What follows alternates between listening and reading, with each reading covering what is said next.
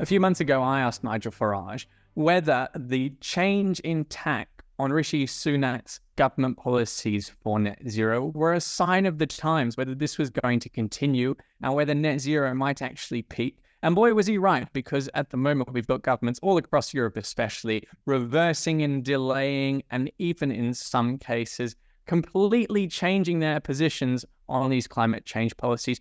Nigel, today we're going to go through a bit of a tour of Europe to see what's been going on.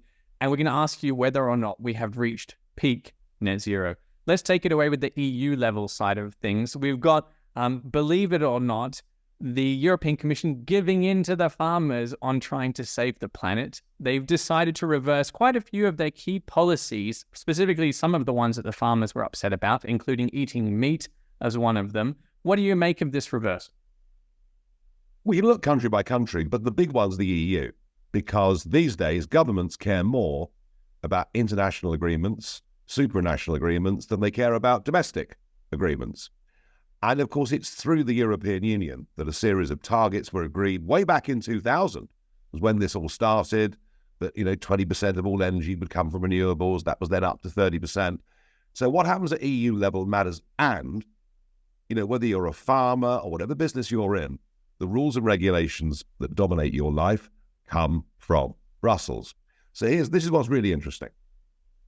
This started, of course, in the Netherlands with the farmers' protests, with dramatic election results, firstly at provincial level, then at national level, where Geert Wilders wins the most votes in the last general election. And we've seen farmer protests, and we've seen them in Germany on a huge scale. We've seen them right across Europe. But when it comes to the French, when it comes to revolting, the French are the best, and the best by far. So the 8 major routes into Paris blocked. Threats that tractors were on the way to Rungis, which is the biggest food market in the world, actually. And they'd try and starve Paris out. Now, that didn't happen, but the siege of Paris was happening. What did Macron do? He said, right, guys, hang on. I'm going to Brussels. I'm going to Brussels to ask for a change in the rules. In doing that, he admitted that sovereignty no longer lay in Paris. That he had to go to Brussels. And of course, this coincided with quite dramatic and often violent protests that took place in Brussels itself. And in the face of mob rule and a sudden understanding that a huge electoral significant sector. Only 1.5% of the European economy is agriculture, but symbolically it's very big. And of course it takes up a third of the EU's budget through subsidy. So the EU always thought they had the farmers and the rural vote in their pocket. Suddenly they don't. And in the face of mob rule, the unelected European Commission, my old friends, if you remember, without reference to national governments, without reference to the European Parliament. I mean, goodness gracious me, we wouldn't want elected people getting involved in this now, would we? And she, with a stroke of a pen, von der Leyen, with a stroke of a pen, is able to get rid of a whole series of targets on nitrogen, methane, meat eating, etc. And so Macron goes back to the farmers and says, look, we've got this great victory. And governments all over Europe go back and say, we've got this great victory. They believe, I think the Commission, that by doing that, they will have quelled the growing Eurosceptic tide as we head towards the European elections, which take place between the 6th and 9th of June this year. Actually, all they've done is to feed the beast. Because the farmers... you think about it. If you're French, it doesn't matter who the president is. It doesn't matter who represents you in the Assemblée Nationale. They have no relevance to your life as a farmer. None. None. All the relevance, everything that affects you, actually lies in Brussels.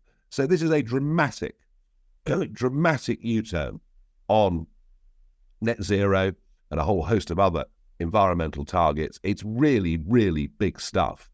And I suspect we'll see at national level further easings as well.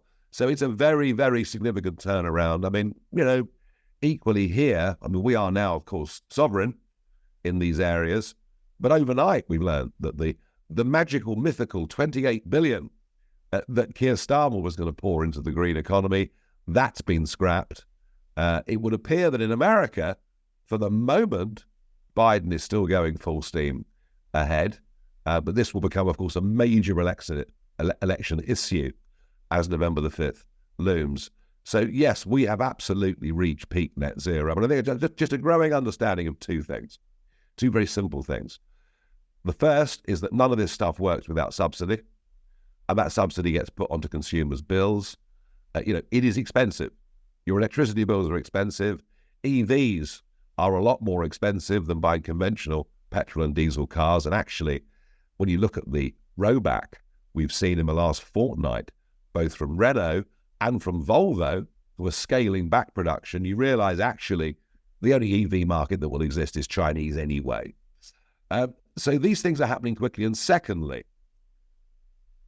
I've been saying this for years and felt like I'm banging my head against a brick wall. But, Port Talbot in South Wales closing, the fact that we're on the verge of the United Kingdom not being a producer of primary steel at all. And even the electric arc furnace, which is due to come to Port Talbot, which of course recycles second-hand steel, it makes a lower quality of steel. Even that only opens if Tata are happy with energy prices and they want them guaranteed going ahead from here. So, yeah, we are deindustrializing.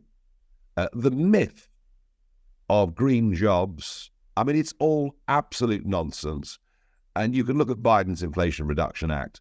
The only jobs that are created are by borrowing money and feeding in subsidy. It doesn't work. So, yeah, the penny's dropped in a very, very big way. None of this means that people don't care about the environment. They do. But I do think for investors, I suspect we're going to see a dramatic shift where people are going to start saying, you know what?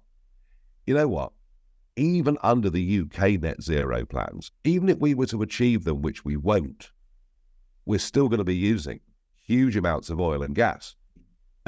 We simply have to use huge amounts of oil and gas, even by 2050. And I think sectors like that and nuclear are going to be very, very strong in the years ahead. Common sense has finally prevailed over one of these orthodoxies. It's amazing, isn't it? The group thing. Everyone agrees, so it must be right. And anyone that questions it is a denier. It's almost as if I've been guilty of witchcraft for the last 15 years. So yeah, really, really big changes. Sorry to interrupt, but if you're enjoying this content, you can get it every single day. Just click the link in the description or go to fortuneandfreedom.com. Get a daily email from our team of experts. Thank you. Do these delusions just come and go, Nigel, over the years? Financial history is full of them. And it just seems to me that that makes it quite easy to just be skeptical about whatever the next big thing is. Yeah, look, it's the old joke, isn't it? The best thing since sliced bread, and it never ever is. And it manifests itself in all sorts of ways. It manifests itself in lunacies on the stock market. You can go back centuries and look at tulips and look at the South Sea bubble or whatever it is. But it manifests itself politically, I think, more today than it ever did. I think the power of social media, the mob, the fear of standing alone, the fear of taking on the consensus has driven political parties and political leaders in the West ever closer together on a range of issues. I was talking to a very, very senior conservative this week, somebody who's held high office in the last couple of years, so tell me, this is over a drink, not on telly, what really are the economic differences between you and the Labour Party for the next general election? And apart from 20% on school fees, the answer is nothing. Absolutely nothing. They're going to mirror each other on green policy. They're going to mirror each other on tax policy. And that's what's so exciting, I think, about what's happened in Europe with this farmers' revolt.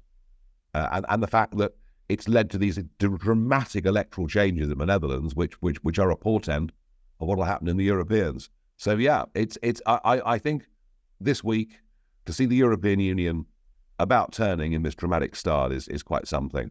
But also now the realization of just the sheer amount of power we've given to unelected commissioners in Brussels. Another manifestation of this is that what you're saying in this video a year ago would have been considered quite controversial. Now it's coming from mainstream government authorities. There's a Dutch energy envoy, Frederik Wesseling, who told the Indian Energy Conference that gas was going to be a big part of the energy system going past 2050. So it's no longer controversial to come out and say that. But what's new, I think, here is the government policy is actually changing, and not just a little bit at the edges anymore. We've got in Germany an announcement that they're going to build quite a few new gas power plants, between 15 and 20 for about 16 billion euro. But there's a condition, which gets me to the point I really want to ask you about. The condition is that these gas power plants have to be able to convert to hydrogen between 2040 and 2045, or have carbon capture technology. And I've noticed over the last week that hydrogen seems to have become the next big, I'm going to call it a scam. It's potentially a scam, in the same way that wind and solar were the previous scam, and sort of the scam that we're recovering from at the moment is the batteries and EV scam. And we seem to have, created the latest one, which is hydrogen. We had, of course, that story about hydrogen heaven, for the energy storage.